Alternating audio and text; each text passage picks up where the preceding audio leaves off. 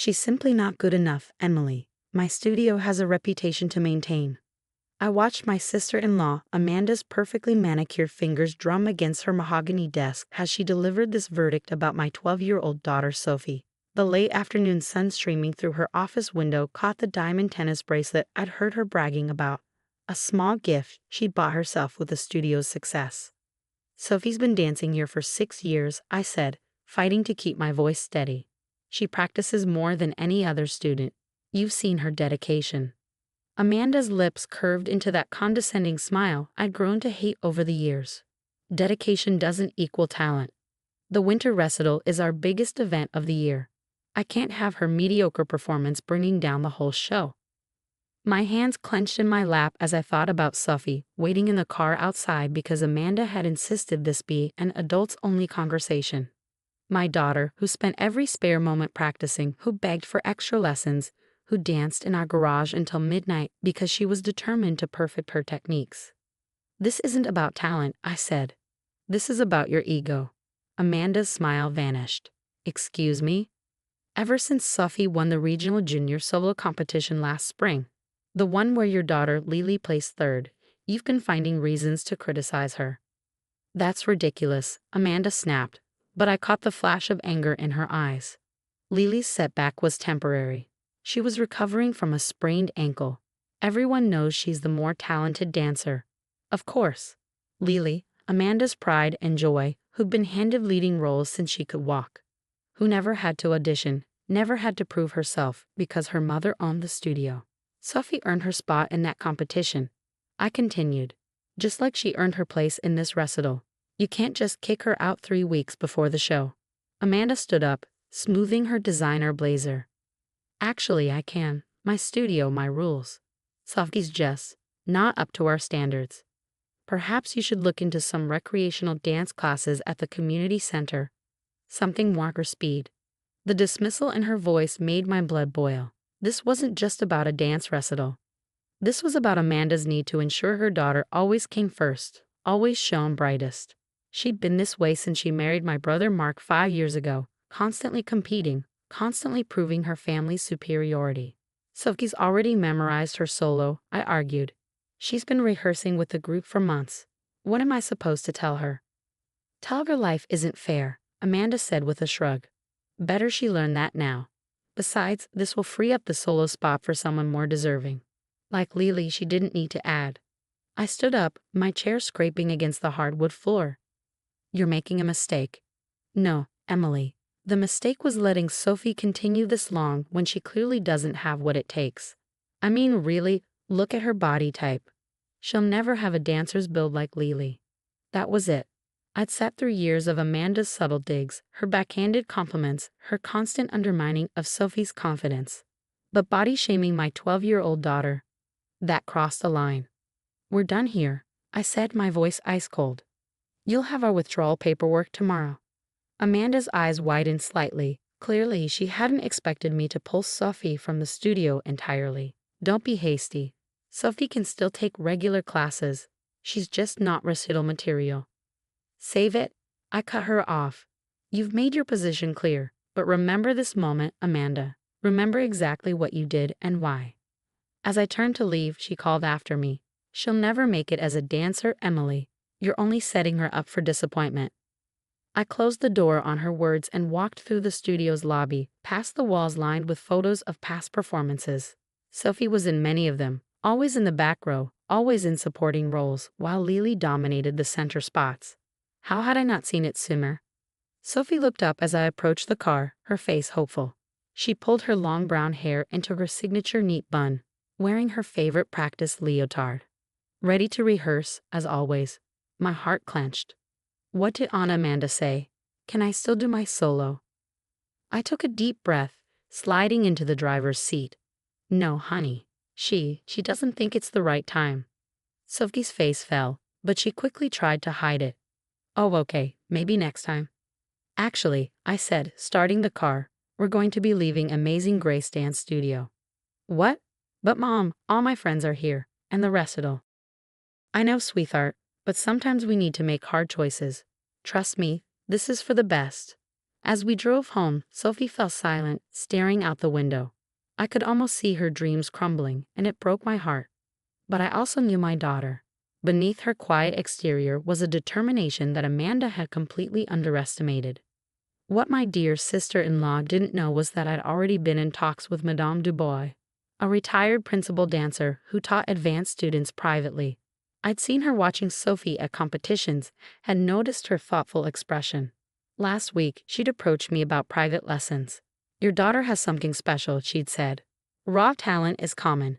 Dedication like hers is rare." I glanced at Sophie in the rearview mirror, saw the tears she was trying to hide, and made a decision. Amanda thought she was crushing a young dancer's dreams. Instead, she was about to witness what happens when you push someone to prove you wrong. "How about we stop for ice cream?" I suggested. "I have something exciting to tell you about your dance future." Sophie met my eyes in the mirror, a spark of hope returning. She had no idea what was coming, but I did. In 3 months, the National Youth Dance Competition would show Amanda exactly what she'd thrown away. The first time Sophie walked into Madame Dubois' home studio, I saw something shift in her expression. Gone were the mirrors covered in motivational quotes about perfection and excellence that had dominated Amanda's studio. Instead, simple ballet bars lined the walls, and afternoon sunlight streamed through tall windows onto the hardwood floors. Madame Dubois herself was nothing like Amanda. In her 60s, with silver hair pulled back in a neat chignon, she carried herself with the quiet confidence of someone who had nothing to prove. "So," she said, her French accent subtle but present, "you're the young dancer everyone underestimates." Sophie glanced at me nervously, but Madame Dubois continued, "Good. Being underestimated is a gift. It means you can surprise people." Over the next few weeks, I watched my daughter transform. Under Madame Dubois' guidance, Sophie's dancing evolved from technically precise but cautious to something more powerful. She was no longer dancing to please Amanda or match Lily's style. She was finding her own voice. "Your daughter has fire," Madame Dubois told me one afternoon as Sophie practiced. "At your sister-in-law's studio, they tried to contain it. Here, we let it burn." The changes weren't just in her dancing. Sophie's confidence grew. She stood taller, smiled more often. The constant anxiety about measuring up to Lily's standards melted away. Of course, Amanda couldn't resist trying to check up on us. She sent my brother Mark to casually ask about Sophie's dancing during family dinner. "I heard she's taking lessons from some retired dancer," Amanda interjected, picking at her salad. How quaint, though I suppose it's better than nothing. I caught the familiar smirk playing at her lips, the one that said she was still certain she'd won. Let her think that, I decided. She'd find out soon enough. "Sophie seems happy," Mark offered, earning a sharp glance from his wife. "Happiness doesn't win competitions," Amanda replied. "Just look at Lily's trophy collection. That comes from proper training at a real studio." I bit back a response, remembering Madame Dubois' words. "Let your dancing do the talking." The National Youth Dance Competition was approaching fast. Sophie and Madame Dubois had crafted a contemporary solo that showcased everything Amanda had tried to suppress. Sophie's natural power, her emotional depth, her unique style. "This isn't just about winning," Madame Dubois reminded Sophie during their final rehearsal. "This is about showing the world who you truly are as a dancer." 2 days before the competition, I received a text from Amanda. "Heard Sophie's competing at nationals. How brave of her to put herself out there. Lily's solo is already generating buzz among the judges. Hope Sophie doesn't feel too disappointed when she sees what real talent looks like." I showed the message to Madame Dubois, who merely raised an eyebrow. "Your sister-in-law lacks class," she said simply. "But more importantly, she lacks vision. She sees dance as a trophy to be won, not an art to be lived." The morning of the competition, we arrived at the convention center to find it buzzing with activity. Dancers from across the country warmed up in every available space, their sequined costumes catching a light. We spotted Amanda and Lily near the registration desk, surrounded by their usual entourage of studio parents. Amanda's face tightened when she saw us, but she quickly masked it with a bright smile. "Sophie, what a surprise to see you here." She air-kissed my cheek. "And you must be her new teacher." Madame Dubois gave a slight nod. "Indeed, and you are the one who let this talented young dancer slip away. How unfortunate for you." Amanda's smile faltered. Before she could respond, the announcer called for junior solo competitors to prepare. "Break a leg, Sophie," Lily said, but the words carried the same condescending tone her mother had perfected. "Try not to be too nervous when you see my new turning sequence." Sophie just smiled. "Good luck, Lily. Dance your best." As we headed to the dressing room, I heard Amanda stage whisper to another mother, "Can you believe they're actually going through with this? It's almost cruel, letting her embarrass herself at this level." Sophie squeezed my hand. "It's okay, Mom. I'm not dancing for them anymore." Watching from the wings, I held my breath as Sophie took the stage. The opening notes of her music filled the auditorium. Not the typical competition piece, but a haunting melody Madame Du Bois had discovered. From the first movement, I knew something special was happening. Sophie wasn't just performing her choreography. She was telling her story. Every leap, every turn spoke of resilience, of breaking free, of finding strength in being different. The audience fell completely silent. Even the judges leaned forward in their seats. When Sophie struck her final pose, there was a moment of absolute stillness before the auditorium erupted in applause. I caught a glimpse of Amanda's face in the crowd, her expression a mix of shock and dismay.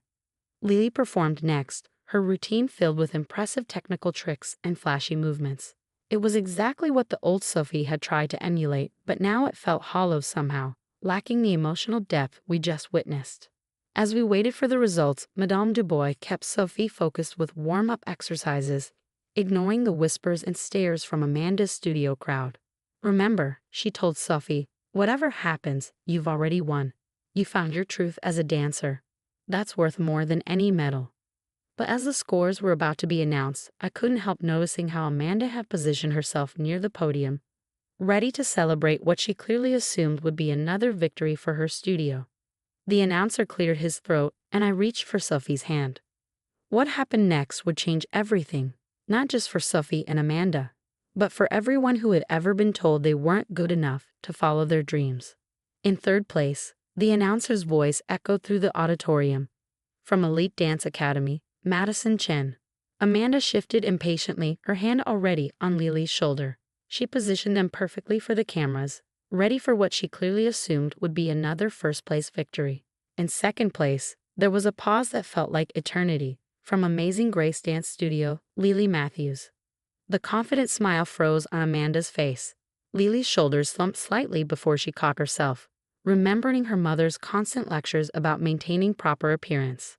"And your junior solo division champion with the highest score we've seen in this age group in over a decade."